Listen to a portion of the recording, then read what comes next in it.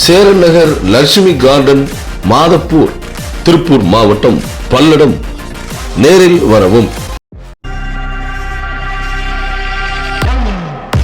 காஞ்சிபுரம் ரங்கசாமி குளம் அருகே குமார் தெருவில் இயங்கி வரும் தாமரை நர்சரி பிரைமரி பள்ளியில் 33வது ஆண்டு வாட்ஸ்அப் பிளாசம் 2025 கண்காட்சி நவம்பர் 6 வியாழக்கிழமை காலை 9 மணி முதல் மாலை 6 மணி வரை நடைபெற்றது.